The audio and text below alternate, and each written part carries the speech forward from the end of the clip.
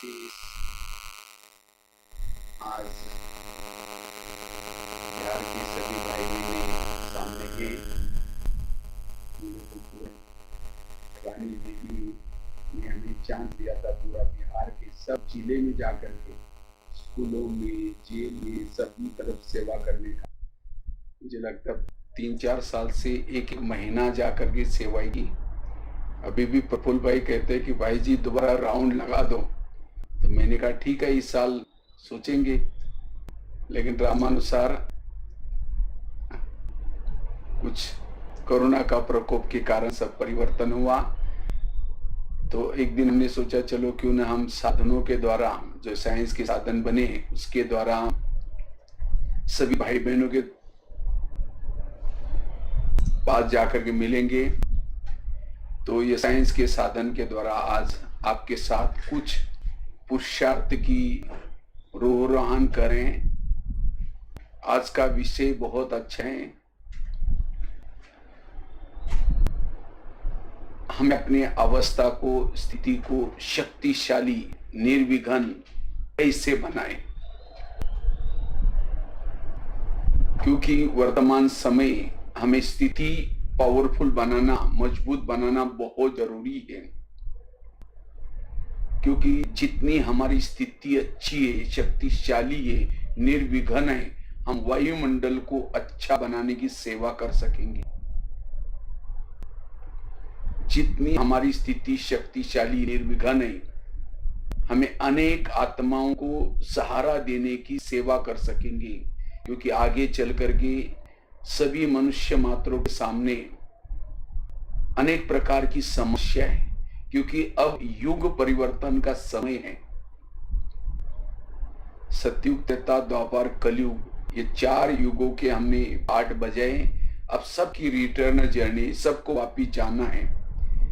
तो द्वापर के बाद हमारे द्वारा जाने अनजाने कुछ भूले हुई, विकर्म हुए, और उस विकर्म के कारण अब ये प्रकृति, कई मनुष्य के हिसाब किताब, कई संस्कारों के हिसाब किताब बने हैं, और उसको चुप करने के लिए हमें कुछ उन बातों का सामना करना पड़ेगा। इसलिए हमें ऐसे समय पर अपनी स्थिति पावरफुल चाहिए, स्थिति मजबूत चाहिए। जितना हमारी स्थिति अच्छी है उतना हम सदा खुश रह सकेंगे।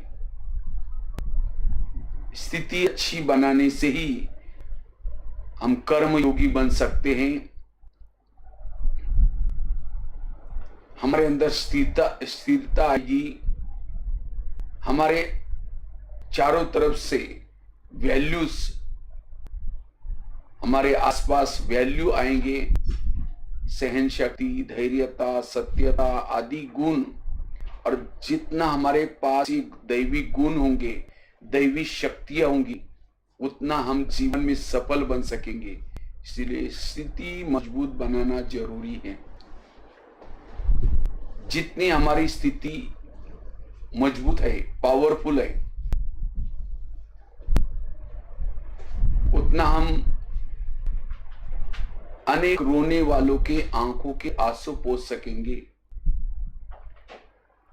इसलिए स्थिति को पावरफुल बनाना जरूरी है। जितना हमारी स्थिति पावरफुल होंगी, शक्तिशाली, निर्विघ्न होंगी, आत्मचिंतन, परमात्मा चिंतन, ज्ञान का चिंतन कर सकेंगे। आने वाले विकराल विनाश के समय हम निर्भय होकर के उसका सामना कर सकेंगे। नहीं तो उस समय डर लगेगा, भय लगेगा, और ये डर भय हमें चैन के नींद करने नहीं देगी। और अंतिम समय जब डर से, भय से आत्मा शरीर छूटती है, तो अगला जन्म भी उसका कैसा होगा। इसलिए अपनी स्थिति को पावरफुल, मजबूत बनाना जरूरी है, निर्विघ्न बनाना जरूरी है। इसलिए अब अपना समय कारोबार करते हुए भी, सब कुछ करते हुए भी स्थिति बनाने की तरफ ध्यान देना है। लेकिन हमारी स्थिति बिगड़ती क्यों है, उसके कुछ कारण और उसका निवारण, इससे हम अपनी स्थिति को मजबूत, शक्तिशाली बनाएं, इसी के ऊपर हम थोड़ी चर्चा करते हैं। स्थिति बिगड़ने का पहला कारण है देह भान। जब देह भान में हम आते हैं तो स्थिति हमारी बिगड़ जाती है। इसीलिए कोशिश करके ये आत्मा का पाठ हमें पक्का करते हुए चलना है। जितना ये मूल लेसन, आत्मा का लेसन पक्का करेंगे, हमारी स्थिति पावरफुल, मजबूत रहेगी। मैं आत्मा हूं, मैं आत्मा हूं, आत्मा आत्मा। जितना ये आत्मा आत्मा का लेसन पक्का होगा, स्थिति पावरफुल बनेगी। जब हम खुद को भूल जाते हैं तो खुदा बाबा भी भूल जाता है। जब हम आत्मा हूं इस मूर्ति को भूल जाते हैं, देह भान में आते हैं, दूसरे के दोष दिखाई पड़ते हैं, कमी कमजोरियां दिखाई पड़ती है। कोई सेवा भी करता है, अच्छा काम भी करता है, लेकिन हम जब देह भान में आते हैं, वो उसकी सेवा, उसकी अच्छाई भी हमें बुराई नजर आती है। फिर हम कहते हैं ये क्यों करता है, इसने ऐसा क्यों किया। कहते हैं इसको बदलना चाहिए, इसको सुधारना चाहिए। सुधारना मुझे चाहिए, मैं देह भान में आया हूं और इसीलिए मुझे उसके दोष दिखाई पड़ रहे हैं। मैं जब देह भान के चश्मे से दूसरों को देखता हूं तब दूसरे के दोष दिखाई पड़ते हैं। इसीलिए ये आत्मा के भान में रहना है। जो आत्मा के भान में आत्म अभिमानी स्थिति में रहता है, उसको सब कुछ अच्छा दिखाई पड़ेगा। वो जीवन में आने वाली बुरी बातों को, बुराई को भी अच्छाई में परिवर्तन कर सकेगा। इसलिए हमें कोशिश करके क्या अपना है, ये आत्मा का लेसन पक्का करना है। जितना हम इस आत्मा के स्वरूप में टिके रहते हैं, रात को सोए हैं, कर्म कर रहे हैं, रास्ते में चल रहे हैं, आंखें खुली हैं, योग युक्त स्थिति रहेगी।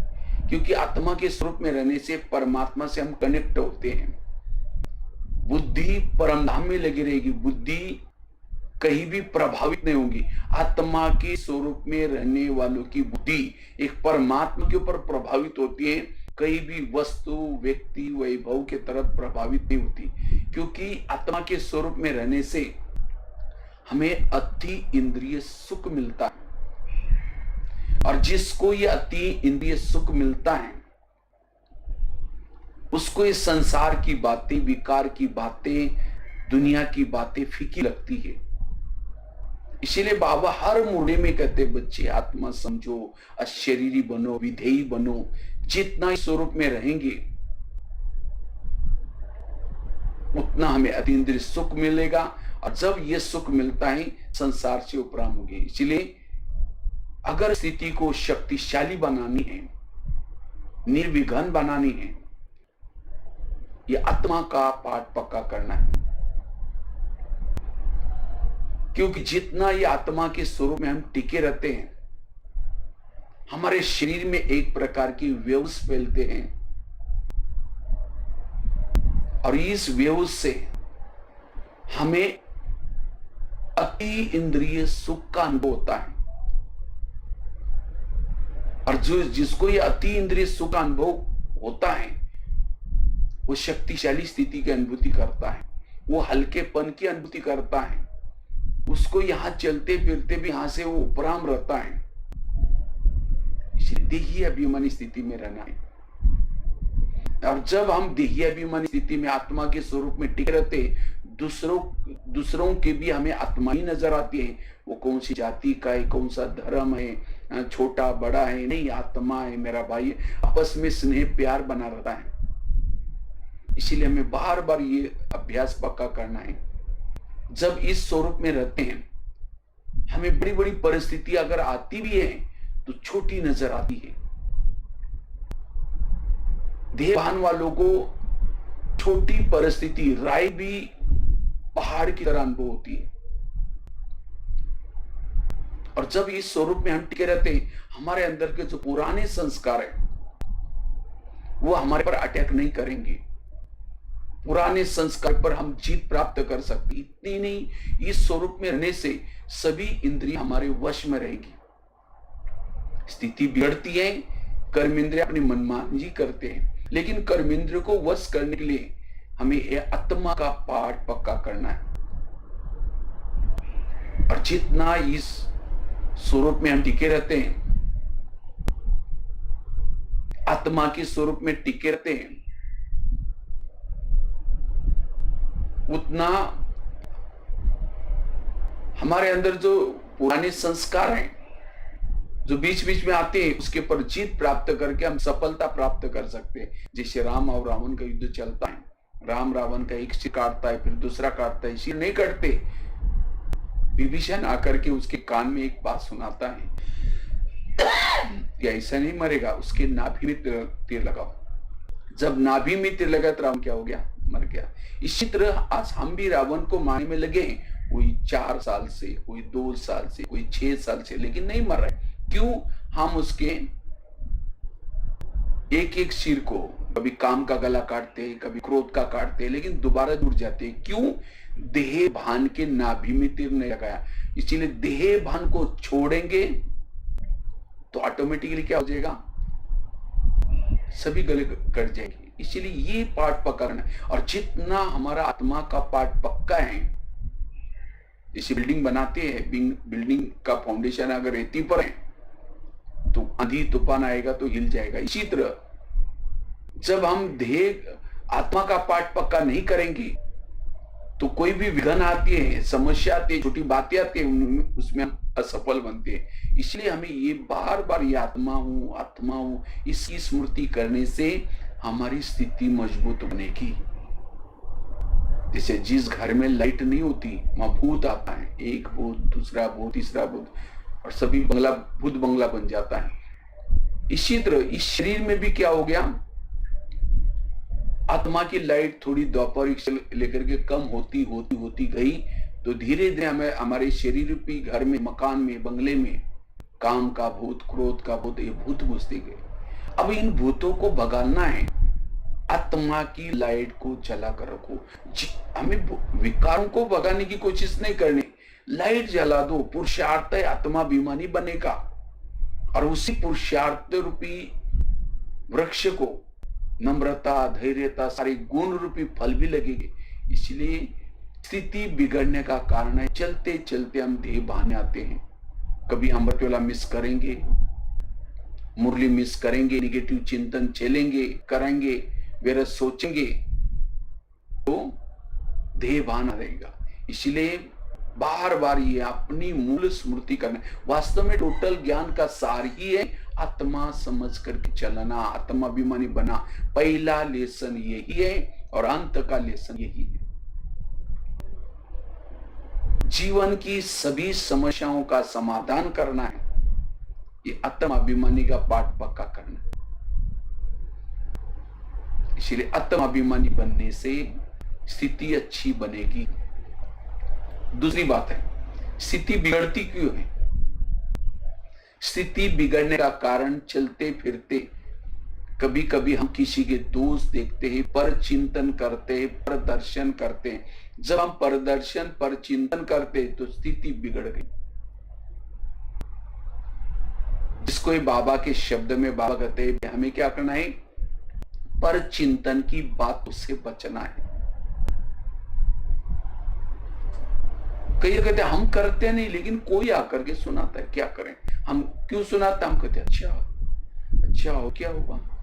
वो उठे भी जा रहे, बैठो ना, चाय पानी पियो ना, बताओ ना क्या हुआ। जब ये बातें हम सुन लेते तब जाकर के स्थिति बिगड़ जाती। इसीलिए स्थिति पावरफुल रखने के लिए हमें क्या करना है? कोई आकर के, कोई सेंटर की, कोई बहनों की, कोई लौकिक अलौकिक, कोई भी हमें, क्योंकि ये समय नहीं है कि हमें किसी का परचिंतन करें। ये समय है स्थिति बनाने का, समय है जन्म जन्मांतर के हमारे खुद की विकर्म विनाश करने का, समय है अपने संस्कारों को बदलने का, समय है सोन्नति करने का, समय है शक्तिशाली बनने का। इसलिए कोशिश करके हमें क्या करना है? इन बातों से बचना है, पर चिंतन, पर दर्शन की। तब हमारी स्थिति पावरफुल बनेगी, शक्तिशाली बनेगी। अगर कोई व्यक्ति घर में कोई कचरा लाकर डालता है तो हम क्या कहेंगे? उसको तो भगाएंगे, क्या कहेंगे? हाँ आपका बहुत धन्यवाद, रोज आया करो, और जहाँ पूजा होती है वहां डाला करो, ऐसे बोलेंगे, उसको तो भगाएंगे। लेकिन यहाँ को कोई आकर के अगर किसी की निगेटिव बातें, व्यर्थ बातें सुनाता है तो हम क्या करते हैं, अच्छा और क्या हुआ, अच्छा और क्या हुआ। एक दिन अगर सुनेंगे, दूसरे दिन भी वो व्यक्ति आएगा सुनाता रहेगा। और ऐसी बातें सुनने से आज हमारी सोच बदलते हैं, भावनाएं बदलती हैं। इसीलिए कोशिश करके हमें पर चिंतन की बातों से बचना है। सरस्वती माँ किसके ऊपर बैठे, हंस के ऊपर बैठते हैं। हंस अर्थात अंदर बाहर सोच। कई क्या करेंगे, किसी की पीछे से बुराई करेंगे और अचानक जब सामने आए, ओम शांति, अभी हम आपको याद कर रहे थे, मुख मेरा बगल में छोड़ी। तो इसलिए अब हमें इस संस्कार को छोड़ना है। बाबा कहते जीते जी मर जाओ। मर जाना मतलब अशरीरी बनना, विधेयी बनना। और जब हम पर चिंतन से बचे रहते हैं, योग मतलब ऐसा नहीं कि सारा दिन कुछ भी सुनो, कुछ भी करो। भगवान हमें प्यार तब करेगा जब भगवानी रची हुई दुनिया का हर इंसान मुझे प्रिय होता है। किसी के घर में जाओ, उनके बच्चे भी बैठे हैं, बाप भी बैठा है, बच्चों को कहेंगे तुम तो नालायक हो, तुम ऐसे हो वैसे हो। अब बाप को कहेंगे आप बहुत अच्छे हैं, आप कितना अच्छे। बाप कहेंगे तुम यहाँ से जाओ, तुमने मेरे बच्चों की खिलानी की, तुम मेरे को अच्छा बोलता है। प्रैक्टिकल बात है। हर माँ बाप को अपने बच्चे तो प्यारे होते हैं, बच्चा लूला हो, लंगड़ा हो, कैसा भी। इसी तरह सारे संसार के जितने भी लोग हैं, किसके बच्चे, परमात्मा के बच्चे। अब उसको कहेंगे ये ऐसा है, वो ऐसा है, ये ऐसा है। और शाम को ध्यान में बैठेंगे, मीठे बाबा, प्यारे बाबा, शांति के सागर, दही के सागर। बाबा कहेगा तुम पहले यहाँ से भाग जाओ, तुमने मेरे बच्चों की गानी की, तुम मेरे को अच्छा बोलता है। इसलिए भगवान से प्यार करने के लिए उसने जो रचना रची है, हर चीज क्यों क्या नहीं करना है। इसलिए पर चिंतन से बचना। पर चिंतन वाला आत्मचिंतन, परमात्मा चिंतन, मनन चिंतन, ज्ञान का चिंतन नहीं कर सकता। एक म्यान में दो तलवार नहीं बैठ सकती, एक ही रहेगी। या एक तो चलेगा श्रेष्ठ चिंतन, एक तो चलेगा व्यर्थ चिंतन। जो व्यर्थ चिंतन आ गया, श्रेष्ठ चिंतन खत्म हो गया। हमें 84 जन्म की सीढ़ी उतरने के लिए 5000 साल लगे, 5000 साल। और चढ़ने के लिए कितना है, एक जन्म मिला। और एक जन्म भी शुरू से लेकर के कोई ज्ञान में नहीं चला। संगम युग तो थोड़ा सा होता है, किसी को 10 साल, किसी को 5 साल, किसी को 20-30 साल। और थोड़ा सा योग लगा, सीढ़ी ऊपर चढ़ गई। थोड़ा सा दान पुण्य किया, सीढ़ी ऊपर चढ़ गए। थोड़ा सा सेवा की, सीढ़ी। लेकिन थोड़ा सा परिचिंतन किया, थोड़ी जितनी सीढ़ी चढ़ी, फिर नीचे उतरेंगे। यही करते रहेंगे, योग लगाएंगे, पुरुषार्थ करेंगे, ऊपर चढ़ेंगे, फिर बाहर जाकर के व्यर्थ चिंतन करेंगे, नीचे उतरेंगे, नीचे ऊपर करते रहेंगे। टाइम पूरा हो जाएगा, बीच में लटक जाएंगे, सत्युग तक नहीं पहुंचेंगे। इसीलिए मुझे अब कोई आकर के, कोई सेंटर की, इधर उधर की, कोई मधुवन की, कोई लौकिक व्यर्थ बातें सुनाता है, उसको हाथ जोड़, प्लीज ऐसी बातें हमको नहीं सुनाएगा, छोड़ो ना। इसलिए पर चिंतन से बचना। और पर चिंतन करने वाला ज्ञान में चल नहीं सकता। वो अपने आप भावना खराब हो जाएगी, निगेटिव करके इतने अच्छा ज्ञान से चला जाता है। बाबा कभी कभी मुरली कहता है, मेरे अच्छे अच्छे बच्चे थे, बहुत ज्ञान योग करते थे, लेकिन आज वो है ही नहीं, चले गए। क्यों गए? क्योंकि उन्होंने यहाँ आकर के पहले तो सोवनति की, यहाँ करते करते फिर दूसरों को देखना शुरू किया, भावना बिगड़ गई, चले गए। घाटा किसका हो? आकाश में थूकेंगे, थूका कहाँ है, अपने ही मुंह पर आता है। इसी तरह औरों का चिंतन करने से अपना ही घाटा है। एक बहुत सुंदर घटना मैं सुनाने जा रहा हूँ। एक सत्संग चलता था, उस सत्संग में बहुत सारे लोग आते थे। तो एक दिन शिष्य ने गुरुजी को कहा, गुरुजी मुझे एक वरदान चाहिए। तो गुरुजी ने कहा, कौन सा चाहिए? कहा कि मेरे बारे में सबके दिल में क्या चलता है ये मैं जानना चाहता हूँ। तो गुरुजी ने कहा ठीक है, मैं उसके लिए वरदान देता हूँ, साथ में एक छड़ी देता हूँ। जब भी किसी के दिल में तुम्हारे बारे में कुछ चलता है, वो जानना है, वो छड़ी को दिल में रखो, उस व्यक्ति का नाम तो पता चलेगा। तो छड़ी दी, वरदान दी, शिष्य चला गया। अचानक शिष्य को याद आया, पहले मैं गुरुजी की चेकिंग करता हूँ। तो बीच में रुक करके क्या करता है, छड़ी को दिल में रखा और गुरुजी का नाम लिया, तो थोड़ी सी छड़ी काली हो गई। जब छड़ी काली हो गई, उसको लगता है गुरु के अंदर मेरे बारे में कालापन है, इनको गुरुजी बना करके फायदा क्या हो गया। आश्रम में ना बंद हो गया। 1 दिन हो गया, 2 दिन हो गया, 1 महीना हो गया। तो गुरुजी उसके घर में गए, कहते कि आज जी आजकल आप आश्रम में नहीं आते। नहीं जी, थोड़ी मेरी तबीयत खराब है, मेरे ऐसा वैसा बोलने लगा। कहा कि आप 6 साल से आश्रम में आते थे, आंधी आए, तूफान आए, कुछ नहीं नहीं नहीं जी, नहीं जरूर कुछ बात है। कहा कि आपके अंदर मेरे बारे में कालापन है। जो छड़ी दिया ना, उसे मैंने देख लिया। गुरुजी ने कहा अच्छा ये बात है क्या, लेकिन तुमने देखा तुम्हारे अंदर औरों के बारे में कितना कालापन है। कहा कि नहीं देखा। देखो, शिष्य ने छड़ी को दिल में रखा, आपने खुद का नाम लिया, पूरी छड़ी काली हो गई। गुरु की तो थोड़ी काली थी, लेकिन उसकी पूरी काली। काली देख करके उसको शर्म आते ही सिर झुकाया। गुरुजी ने कहा कोई बात नहीं, मैं जब आश्रम में आया था मेरी भी छड़ी पूरी काली थी, लेकिन तपस्या करते करते करते इतनी बची है तो मैं कर ही रहा हूं, लेकिन तुम मेरे को देख करके आश्रम में नहीं आओगे, जो तुम्हारी सफेद बन रही वो भी काली हो जाएगी। तब वो शिष्य हाथ जोड़ के कहता है गुरुजी, आज मैं कितनी भूल करने जा रहा था। गुरुजी ने कहा कोई बात नहीं, आज से कभी भी बड़ों की कमजोरी मत देखना। ये कहानी किसी और की नहीं। वो शिष्य दोबारा फिर आना शुरू करता है। ये हमारी अपनी कहानी। हम भी जब शुरू में आते हैं, हमें किसी की पहचान नहीं होती, कुछ भी नहीं होता। हम आएंगे बाबा बाबा ज्ञानी, इतना ऊंचाई करते, बहुत लगन से आएंगे, लेकिन जैसे यहाँ आते फिर क्या करेंगे, जैसे सेवाओं के नजदीक आए, बहनों के नजदीक आए, फिर कभी कभी दोस्त देखना शुरू करेंगे, कहेंगे यहाँ जो पैसे देते ना उसको ज्यादा आगे करते, वो बहन जी ऐसे, वो भाई जी ऐसा है, कुछ ना कुछ दोस्त देखेंगे। जब दोस्त देखेंगे भावना बिगड़ जाएगी। भावना और योग इसका बहुत गहरा कनेक्शन है। जितनी भावना ऊंची उतना योग ऊंचा। इसलिए आज जिसकी कमियां देख रहे, बुराई देख रहे, वो तो योग लगा रहे, पुरुषार्थ कर रहे, उनकी निकल जाएगी। लेकिन अगर हम नहीं आएंगे तो हमारा क्या टाइम। इसलिए हमें ये दोष देखने की जो वृत्ति है, संस्कार है, और चिंतन करने का संस्कार अब हमें छोड़ना है। इससे हमारी स्थिति बिगड़ती है। ये हमारे तीव्र पुरुषार्थ में एक प्रकार का ब्रेकर है, पर चिंतन का ब्रेकर। अलग अलग जगह पर अलग अलग ब्रेकर आते हैं, तो ये भी हमारे पुरुषार्थ में विघन डालने वाला ब्रेकर है।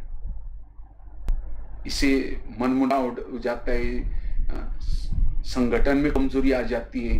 तो इसलिए ये संगठन दैवी संगठन है, ईश्वरीय संगठन है, परमात्मा ने चुना हुआ ये गुलदस्ता है।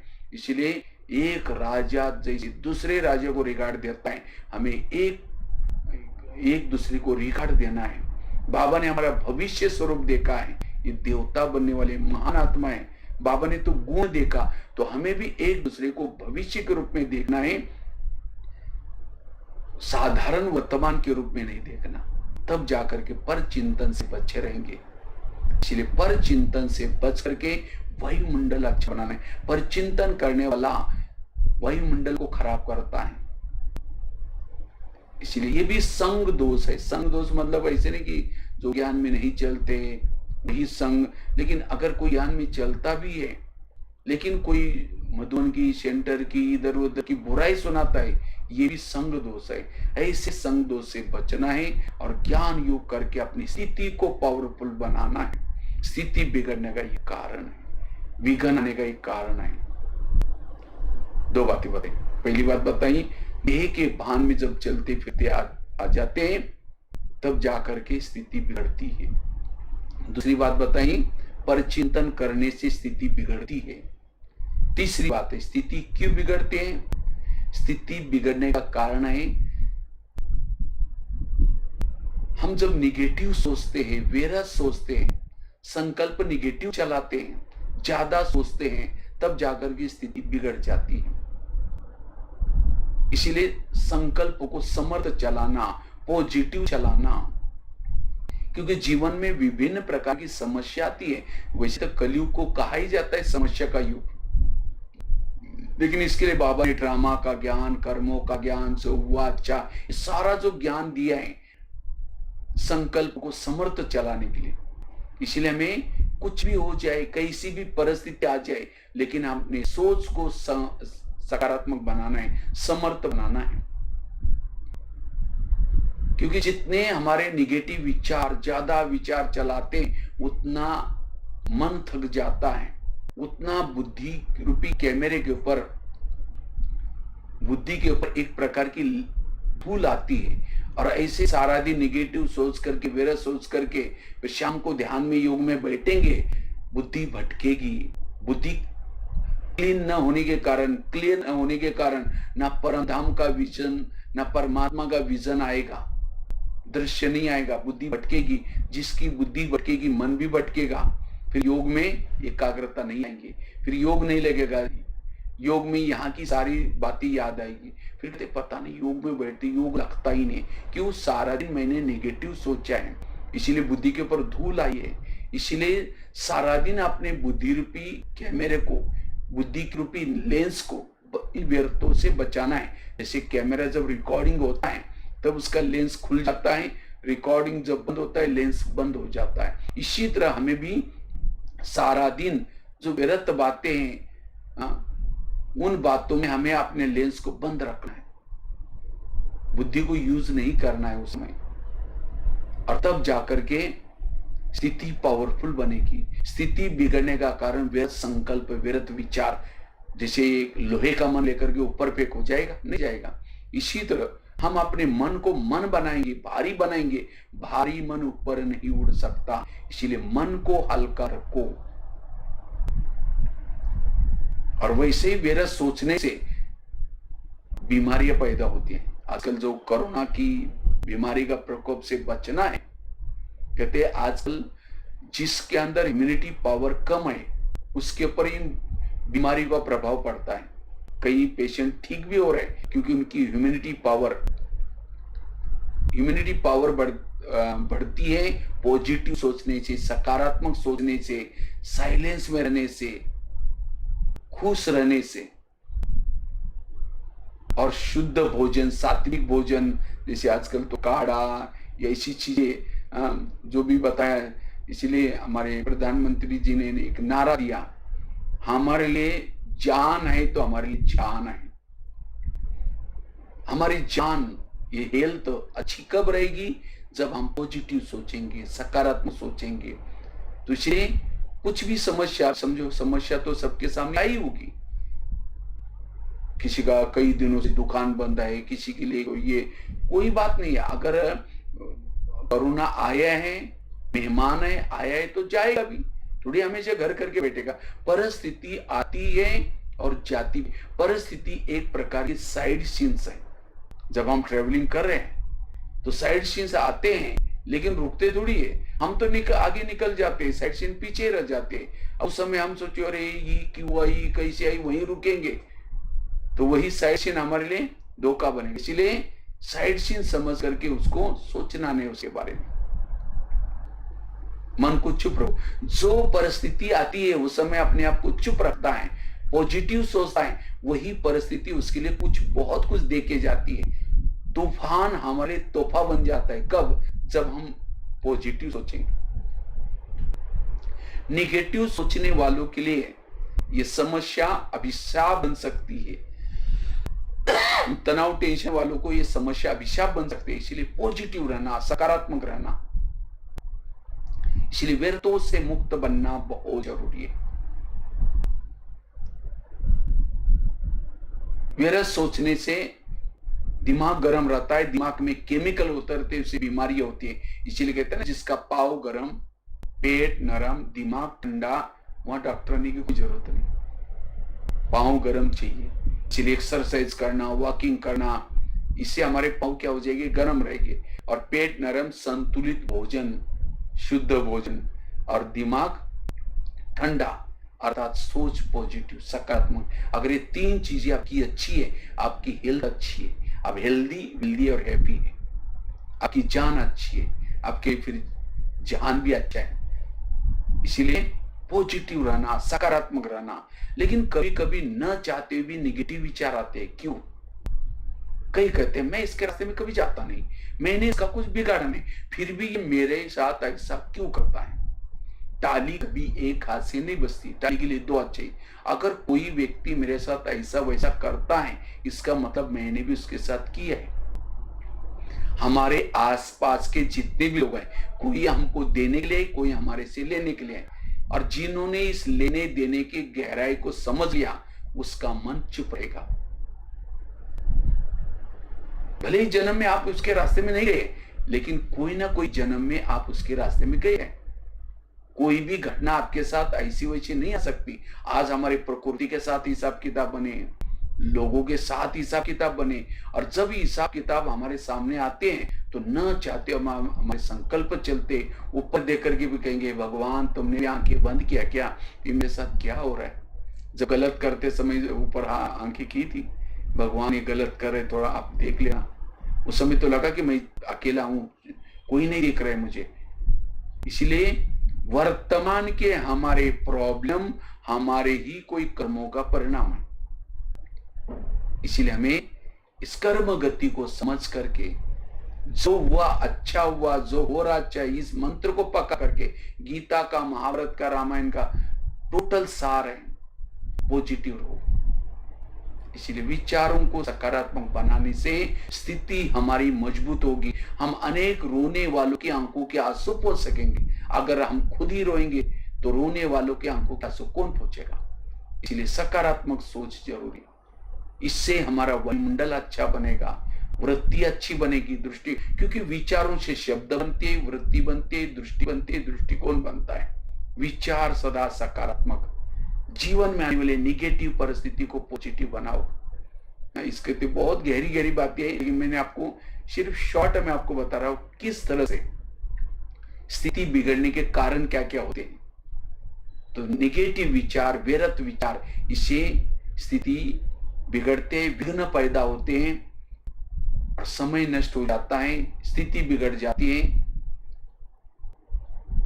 क्योंकि जो व्यर्थ सारा दिन सोचता है, योग में बैठेगा, शुरू करेगा, लाल लाइट चल रहा है, गीत बज रहा है, शुरू करेगा मैं आत्मा हूं, शांत स्वरूप हूं, शक्ति स्वरूप हूं, कह उन्होंने मुझे क्यों बोला, फिर कह छोड़ो कोई बात नहीं, मैं आत्मा हूं, फिर कह सबके बीच में क्यों बोला, ठीक है कोई बात नहीं, फिर कह 15 दिन पहले भी तो बोला। अगर उस समय हमें कर्मों का ज्ञान होता, अच्छा इसका भी बहुत दिन का बाकी था, पूरा हो गया, तो वो बात याद ही नहीं आती उस समय। अगर किसी ने बोला भी, उस समय नेगेटिव को पॉजिटिव बनाने की कला होती।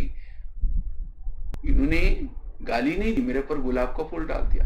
जो गाली देगा द्वापर में गुलाब का फूल रोज आकर के डालेगा मूर्ति के सामने। तो ये ज्ञान को हमें सारा दिन अप्लाई करना है, और इससे हमारा सारा दिन मन और बुद्धि इससे पड़ेंगे। और योग, मन और बुद्धि योग का, जो उन्नति का, स्थिति बनाने का साधन है। इसलिए व्यर्थों से मुक्त बनना, पॉजिटिव रहना, no question, no correction, no quotation, no opposition, मन चुप।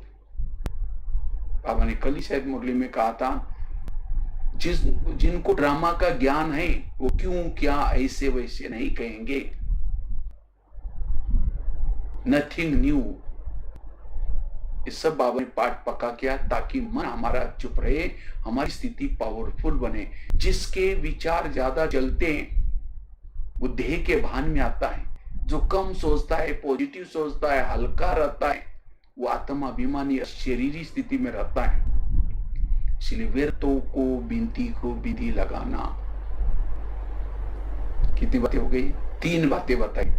स्थिति बिगड़ने का पहला कारण बताया, देह का भान। स्थिति बिगड़ने का दूसरा कारण बताया, पर चिंतन। तीसरा कारण बताया, व्यर्थ विचार। चौथी बात है, स्थिति बिगड़ने का चौथा कारण है हमारे ही स्वयं की कर्मेंद्रियां। जब कभी कभी चलते फिरते हम कर्मेंद्रिय के वश हो जाती है तो स्थिति बिगड़ जाती है। इसलिए हमें कर्मेंद्रिय को अपने वश में रखना है, संयमित रखना है। अगर हमारे ही खुद के हमको धोखा देंगे तो हमारे में प्रॉब्लम आते हैं। इसलिए रोज इन कर्मेंद्रिय की चेकिंग करो। जैसे आजकल लॉकडाउन था, लॉकडाउन में अगर सेफ रहना है, घर में रहो, परिवार के साथ रहो, परिवार में रहो, क्योंकि इतना दिन हम इतना बिजी रहे, ये कम से कम इनका आनंद हो परिवार के साथ में रह करके। मास्क पहन कर रखो, सैनिटाइज करो। तो इसी तरह हमें भी क्या करना है, घर में, घर मतलब हमारा आत्मा का घर क्या है, शरीर। इस शरीर में मन बुद्धि को रख करके हमें क्या करना है, एक एक कर्मेंद्रिय की चेकिंग करनी है। कौन सी कर्मेंद्रिया क्या क्या कर रही, क्योंकि आजकल मम्मी पापा इतने काम धंधे में व्यस्त हो गए, बच्चा कहाँ जा रहा है, किसके संग में जा रहा है, किससे बात कर रहा है, ये देखने पूछने का टाइम ही नहीं। अगर रोज वो माँ बाप अपने बच्चों को रात को सोते समय पूछते कि बेटा तुमने क्या क्या देखा आज, क्या क्या किया, किससे मिले, क्या क्या किया, रोज उनकी चेकिंग करते तो बच्चे गलत रास्ते में नहीं जाते। इसी तरह आज हम अपने आप में इतनी व्यस्त हो गए, बिजी हो गए, हमारे आंखें क्या देख रहे हैं, कान क्या सुन रहे हैं, मन क्या सोच रहे हैं, मुंह क्या बोल रहे हैं, इसको देखने का पूछने का टाइम ही नहीं है। जो आज हमारे गलत संस्कार बनते, क्यों बनते? संस्कार बनते कर्मेंद्रिय के द्वारा। गलत सोचेंगे, उस समय अगर कोई मन में निगेटिव विचार आया भी, तुरंत मन से बात कही, मन क्या ये मेरे लिए योग्य है, तुमने ये क्यों सोचा? खबरदार दोबारा सोचा तो। सामने से कोई आता है, मन कहता है बेकार है, ये अच्छा नहीं है, हमको इसने धोखा दिया है, तो तुरंत मन से बात करो, हे मन, जिसको भगवान कहता है मीठे बच्चे, और तुम उसके लिए बेकार बोल रहे, खबरदार अगर तुम मेरे आत्मा भाई के लिए ऐसा सोचा तो। पॉजिटिव।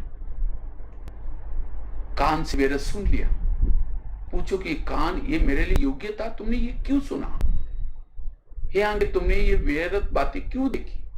तो इसी तरह अपने कर्मेंद्रिय को सत्संग, इसको कहते सो परिवर्तन। सो परिवर्तन मतलब बेहज पहन लिया, सफेद ड्रेस पहन लिया, ये सो परिवर्तन नहीं, ये तो ऊपर का परिवर्तन हुआ।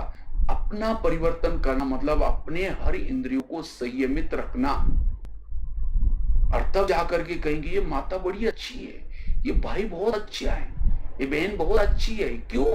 उसका अपना इंद्रियों पर संयम है। जिसका इंद्रियों पर संयम है, उसके इर्द गिर्द में दैवी गुण और दैवी शक्तियां रहती, और जिसके जीवन में दैवी गुण दैवी शक्ति है, उसकी स्थिति शक्तिशाली है, पावरफुल और निर्विघ्न है, वो माता सर्वशक्तिवान है। जो इंद्रियों के वश में गुण और शक्ति उसको सहयोग नहीं दे सकती। इसलिए मेरे साथ दैवी गुण शक्तियां रहे, इसलिए मुझे क्या करना है, इन इंद्रियों को संयमित रखना है, पॉजिटिव रखना है, सकारात्मक रखना है, हर इंद्रियों पर संयमित रखना है। तो इसलिए रोज इनकी पूछताछ करना, नहीं तो आंधा पीस रहा है और कुत्ता बैठ के खा रहा है, आंधे को लग रहा है वाह मैंने बहुत पीसा, लेकिन तो इसी तरह हम पुरुषार्थ कर, योग लगा रहे, अमृत वाला उठ रहे, मूवी सुन रहे, और इधर कर्मेंद्र क्या करे, गलत करके सब गंवा रहे। इसलिए कहते हैं ना, अंधेरी नगरी चौपट राजा, टकेसर बाजी टकेसर खाजा, नगरी का राजा सो है जो चाहे वो रहे। इसलिए अपनी इंद्रियों को संयमित रखना, और इससे हम भविष्य के उच्च पद प्राप्त करेंगे। राजा बनने का आधार ये है, अपने इंद्रियों पर संयम करो, हमारे से भूले नहीं होगी, स्थिति पावरफुल बनेगी। पहले राजा एक किले में रहते थे, और किले के कई दरवाजे रहते थे, कोई भी आता तो उसकी चेकिंग होती थी, क्यों जा रहे, कहाँ जा रहे, किसके लिए जा रहे। इसी तरह हमारे शरीर किला है, कोट है, कई दरवाजे, कान मुंह, लेकिन उसमें कोई रोकने टोकने वाला कोई नहीं है। इसलिए कुछ बातें अंदर जा रहे, घुस रहे, और इसलिए आत्मा की हालत गंभीर है। इसलिए रोज थोड़ा सा इनकी चेकिंग करना। ब्रह्मा बाबा ने रोज अपने कर्मेंद्र का दरबार लगाया, और इसी पुरुषार्थ से नारायण बने। हम अपने दिल पर हाथ रख करके पूछे, हम कर्मेंद्र को पूछताछ करते रोज। इसलिए कैसे पूछताछ करनी है, रोज जब अमृतवेला करके परम धाम से बाबा के पास मिल करके आते हैं, तो थोड़ा सा कर्मेंद्र से बातें करो, 5-7 मिनट। सबसे पहले प्यार से बात करो कान से। हे कान, तुम मेरे इस राज्य की शान हो। अगर तुम ना होते मैं ईश्वर मांगोगे कैसे सुनता। और मेरा तुम्हारे पर बहुत विश्वास है, इसीलिए मैंने तुमको बॉर्डर पर रखा है। लेकिन हे कान, तो मेरा तो तुम्हारे पर विश्वास है, मैंने तुमको बॉर्डर पर रखा है, लेकिन आजकल तुम मुझे धोखा दे रहे, मुझे तो पता नहीं था। लेकिन आज मैं परम हितैषी शिव बाबा के पास गया था, लेकिन शिव बाबा ने तुम्हारे लिए कुछ इशारे दिए। तुम मेरा खाते हो, मेरे राज्य में रहते हो, मुझे धोखा देते हो। इसलिए कान, आज तक जो हुआ कोई बात नहीं, लेकिन आज सारा दिन तुम ध्यान रखना, कोई व्यर्थ नहीं सुनना। अगर सुनेगा, रात को सोते समय मैं दरबार लगाने वाला हूं, उसमें तुमको सजा दूंगा। और ये नहीं समझना मुझे कुछ पता ही नहीं चलता। मैंने किले के चारों तरफ से सीसी कैमरे का प्रबंध किया है। बुद्धि रूपी नेत्र मेरा खुला हुआ है, इतना दिन बंद था। आगे चलो, आंखों के पास ये आंखें, तुम भी मेरे इस राज्य की शान हो। अगर तुम ना होते, मैं परमात्मा को कैसे देखता, कैसे कारोबार करता। लेकिन कभी कभी तुम विरत भी देखते हो,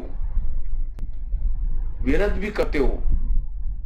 इसलिए अगर करेंगे तो मैं तुमको सजा दूंगा। आगे चलो, मुख के पास है। मुख, तुम भी मेरे इस राज्य की शान हो। अगर तुम ना होते मैं सेवा करने के लिए कैसे जाता। सेवा की, मुख से वाणी सेवा की, आदि दुआ तुमको मिली। हाथ में कर्मना सेवा की, आदि दुआ तुमको मिली। आदि दुआ, क्योंकि पांव क्या करता है, सारी इंद्रियों को अपने सिर पर उठाकर लेके आता है। इसलिए कोई भी व्यक्ति घर में आता है, उसके चरण छूते हैं। चरण, तुम्हारा धन्यवाद है इस व्यक्ति को घर में लाया। लेकिन कभी कभी चरण क्या करते हैं, परचिंतन करने के लिए भी सबको लेके जाते हैं। परचिंतन किया मुख ने, आदि बदुआ किसको मिली, पाँव को, कि वह लेके गया। अगर वो लेके नहीं जाता, नहीं पाँव, ये आंखें तुमको जाना है तो गलत देखने के लिए जाओ, हे कान तुम भले जाओ, मैं नहीं जाऊंगा, मैं राजा के लिए ईमानदार हूं, मुझे ईमानदारी रहना है। ये है आत्मा के प्रति इंद्रियों का रिस्पेक्ट। जब हमारी इंद्रिया आत्मा के लिए रिस्पेक्ट रखेंगी, तब जाकर के लोग भी हमको रिस्पेक्ट रिगार्ड देंगे। कोई कहते मेरा कोई सुनता ही नहीं है, मेरे बच्चे सुनती नहीं। अरे भाई, तुम्हारे अपना सुनता है, हमारी इंद्रिया सुनती है। जिसकी इंद्रिया नहीं सुनती, उसको कोई रिगार्ड रिस्पेक्ट भी नहीं देगा, उसका व्यवहार अच्छा नहीं। इसलिए अपनी इंद्रियों पर अनुशासन करो, स्थिति पावरफुल बन जाएगी। विकार क्यों आए, इंद्रियों से मिले। इस युद्ध में विजय बनने के लिए इंद्रियों का सहयोग बहुत जरूरी है। इसलिए अपने को देखना है, और को देखने का टाइम नहीं। अपने इंद्रियों को सशक्त बनाओ। इसलिए स्वराज्य अधिकारी बनने का आवश्यकता है। तो कितनी बातें हो गई, 4 बातें बताई, और लास्ट की एक 5वीं बात सुना करके पूरा करता हूं। अगर अपनी स्थिति को शक्तिशाली बनाना है, पावरफुल बनाना है, उसका आधार है योग तपस्या, योग साधना। जितना हम समय निकाल करके साधना करते हैं, रोज हमें साधना करने 2-3 घंटा तो, और अभी तो लॉकडाउन का समय है, आराम से सभी कर सकते हैं। पहले तो बहाना बनाते थे, नहीं बहन जी थोड़ा बच्चे स्कूल में जाते, थोड़ा ये है वो है, लेकिन अभी तो टाइम था। तो तपस्या करने, साधना करने, क्योंकि साधना करने से आत्मा की बैटरी चार्ज हो जाती है, आत्मा में ताकत आती है, तो परिस्थिति हमें कुछ भी नहीं लगती। और साधना में भी इंपॉर्टेंट है अमृत वेला की साधना। अमृत वेला उठ करके, आंखें खोल करके, बुद्धि रूपी आंख खोल करके हमें तपस्या करनी है। उसके बाद क्लास के पहले का योग, क्लास के पहले, चलो अभी लॉकडाउन में कोई बात नहीं, कितनी बहनें सब मेहनत कर रहे, मैं देख रहा हूँ। कई तो बहनें तो बेचारी इंग्लिश जानती नहीं, कंप्यूटर जानती नहीं, तो भी ये समस्या ऐसी आई, इसीलिए उन्होंने कंप्यूटर सीख करके, कुछ करके, जुगाड़ करके आपके पास कैसे बाबा का महावाक्य पहुंचे। इसीलिए ऑनलाइन में भी आपके पास ये कितना प्यार है, कितना बाबा का प्यार है आपके साथ, कि आपको ये ज्ञान का अमृत मिलता रहे, जन्म जन्मांतर का आपका भाग्य बनता जाए। तो इसलिए हमें बहनों के लिए कितना दिल से धन्यवाद देना है कि आपको यह अमृत आपके तक पहुंचाने का कार्य कर रहे हैं। इसलिए जैसा लॉकडाउन खुलेगा, नॉर्मल सब होगा, हमें फिर से दोबारा क्या करना है, सेंटर पर जाना है और रेगुलर फिर से अपनी पढ़ाई चालू करनी है। नहीं तो कईयों को लगा अभी 2-3 महीना तो बहुत अच्छा है, मुरली तो घर पर बैठे मिलती है, चलो अच्छा है आज से फिर ऐसे ही। लेकिन नहीं, ये तो मजबूरी के लिए बाबा ने मोबाइल के सामने बैठ करके, टीवी के सामने बैठ करके सुनो। लेकिन हमें क्या करना है, रेगुलर, क्योंकि ये भी समय जब तक मिलता है, ये भी चांस नहीं मिलेगा संगठन में जाने का, आगे चल करके परिवर्तन होगा। इसीलिए हमें कोशिश करके अपना टाइम निकाल करके, क्योंकि संगठन में जाने से बल मिलता है, ताकत मिलती है। लकड़ियां जल रहे, एक गीली लकड़ी भी डालो, वो भी जलना शुरू हो जाएगी। इसी तरह संगठन में जाना है और वहां में मुरली सुननी है। आधा घंटा पहले सवेरे योग करो, फिर बाद में मुरली चलती, मुरली सुनो। सवेरे सवेरे ये तीन चीजें 8 बजे तक, 8:30 बजे तक जो करता है वो उसकी स्थिति पावरफुल बनेगी। इससे 3 चीजों से मनोबल बढ़ता, आत्मबल बढ़ते हैं। वो सामने कितनी समस्या है, कितनी प्रॉब्लम है, हलचल में नहीं आएगा। तो स्थिति को शक्तिशाली बनाने के लिए 3 चीजें हमें जरूर करनी है। कौन सी? अमृत वेला का योग। ऐसे नहीं कि आंखें खोल कर बंद करके बैठना है। कहीं क्या करेंगे, नेमिनाथ होकर के बैठेंगे, अब देखेंगे घड़ी में 4 को 5 मिनट का है, फिर कहेंगे मैं आत्मा, फिर एक झुटका लगा देंगे, फिर देंगे। लेकिन ऐसा नहीं, हमें क्या करना है, भले जल्दी नहीं उठो, कहीं तो 2 बजे उठेंगे, फिर देखेंगे मुझे इतना घंटा योग करना है, फिर बैठ करके नींद करते। इससे तो थोड़ा देर करो, लेकिन जागृत होकर के, जैसे बुद्धि और मन के द्वारा बाबा के पास जाकर के बाबा के सामने प्रभु मिलन करे। वो मीठे बाबा, सारी दुनिया नीचे सोई है और आपने मुझे जगाया, और जगा करके मुझे कितना अच्छा शक्ति दे रहे, मेरा भाग्य बना रहे। शुक्रिया बाबा। ऐसे बाबा से चिंतन करके, बाबा आपने ज्ञान का डमरू बजा बजा करके सारे अगम निगम के भेद खोले। मुझे भविष्य के लिए आप क्या से क्या बना, मैंने कभी सोचा ही नहीं था परमात्मा मुझे मिलेगा, आप मुझे पढ़ाएंगे। कहाँ बिहार के छोटे से गांव में था, लेकिन आपने मेरे लिए कितना मेहनत करके यहाँ तक पहुंचे और मुझे पूरा सृष्टि के आदि मध्य अंत का ज्ञान दिया। स्वयं का मैं भूल गया था अपने को, मेरा अपना परिचय दिया, पूरा युग कल्प का ज्ञान दिया, मुझे नॉलेजफुल बनाया। शुक्रिया बाबा। ऐसे बाबा से बुद्धि से देखते हुए उसके उपकार को याद करो, प्राप्तियों को याद करो, लगन में मगन हो तो नींद नहीं आएगी। चाय वाला जब 4 बजे ट्रेन जाती है, 2 बजे ट्रेन जा रही, और उस समय चाय वाला चाय चाय चाय करके झुटका लगाता है, उसको पता है चाय बिकेगी तो 200 रुपए 100 रुपए मिलेंगे, उसको 100-200 रुपए दिखते हैं। इसी तरह जब हम अमृत वेला अच्छी तरह करेंगे तो उसी समय मुझे 1 जन्म की प्राप्ति होगी। ये प्राप्तियों को याद करते हुए हमें योग करना है। इसीलिए अमृत वेले के ऊपर हमें मेहनत करनी है, अच्छी तरह मेहनत करनी है। अमृत वेला का मेहनत प्लस क्लास के पहले क्यों जाना है? क्योंकि क्लास के पहले योग में बैठेंगे तो जैसे खेती में बीज डालते हैं, पहले हल चलाया जाता है, फिर बीज डाला जाता है, धान बोया जाता है। इसी तरह हमें क्या करना है, आधा घंटा योग करके फिर बाद में ज्ञान की बीज डालेंगे, उगेगी। नहीं तो अगर मुरली नहीं, क्लास के पहले योग नहीं करेंगे और सीधा आकर के मुरली सुनेंगे तो फिर शाम को पूछेंगे आज की मुरली क्या थी? हाँ बहुत अच्छा थी, वरदान बताओ बहुत अच्छा था, स्लोगन बहुत अच्छा कहेगा, उसको एक शब्द भी याद नहीं रहेगा। क्यों? गरम तवे पर डाला था। इसलिए बाबा ने मधुबन में भी नियम बनाया, शेंडर में भी नियम है, लेकिन आजकल थोड़ा सा कोई ना कोई बहाना बनाएंगे, नहीं बहन जी ये दुकान खोलना पड़ा। दुकान खोलेंगे 1 घंटे में कितना मिलेगा? 500 रुपए। लेकिन आश्रम में नहीं आएंगे, ज्ञान नहीं सुनेंगे, योग नहीं करेंगे, कितना कमाएंगे? लाखों करोड़ों। आप कहेंगे बहने के पैसे बांटते हैं? पैसे नहीं बांटते, ज्ञान बांटते। स्कूलों में कभी भी टीचर्स बच्चों को पैसा नहीं बांटता, ज्ञान बांटता है।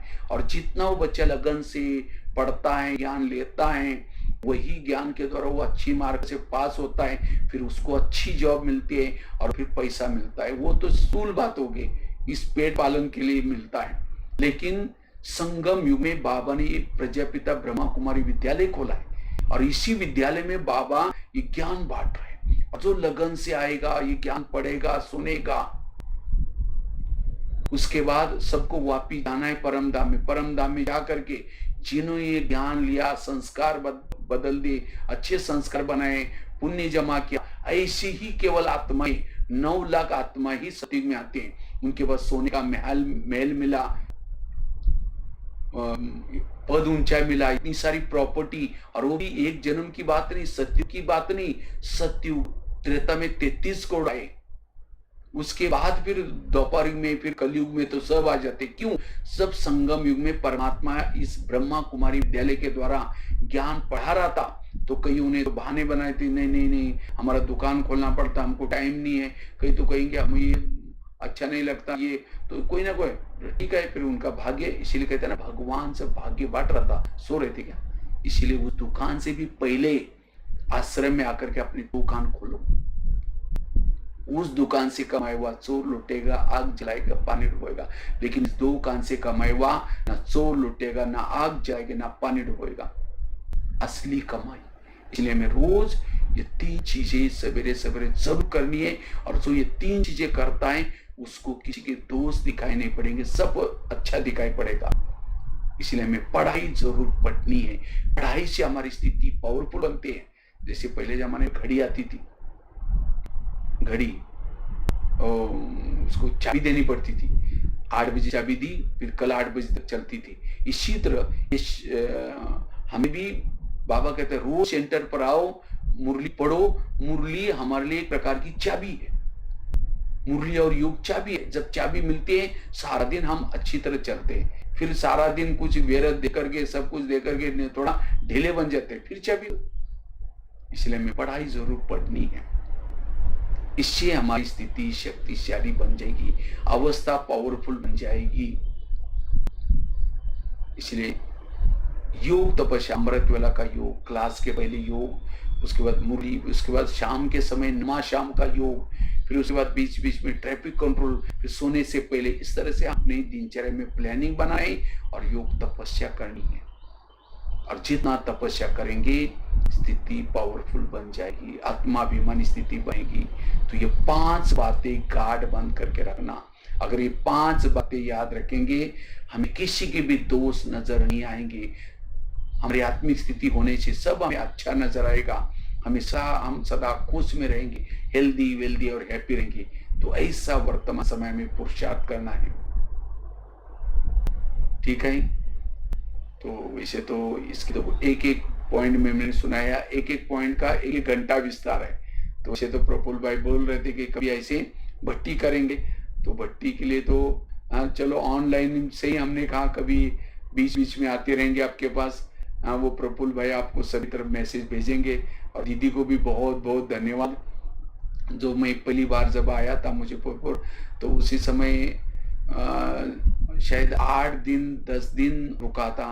तो उस समय काफी सारे स्कूलों में सेवा की थी, फिर रोज सवेरे शाम क्लास भी करते थे। तो दीदी ने कहा कि आप, और जेल में भी वहाँ कार्यक्रम किया, कुछ पब्लिक प्रोग्राम भी किया। तो दीदी को अच्छा लगा, कहा कि फिर ऐसी सेवा फिर पूरा बिहार में करना। तो हमने बिहार में भी काफी सारे जिले में जाकर इस तरह से सेवा की थी। उसके बाद दोबारा फिर चक्कर लगाएंगे। इसी के साथ साथ आप लोगों ने जो बातें सुनाई 5, तो 5 बातों को जीवन में ला करके अपनी स्थिति को पावरफुल बनाएंगे, ठीक है। इसी के साथ धन्यवाद। ओम शांति, ओम शांति।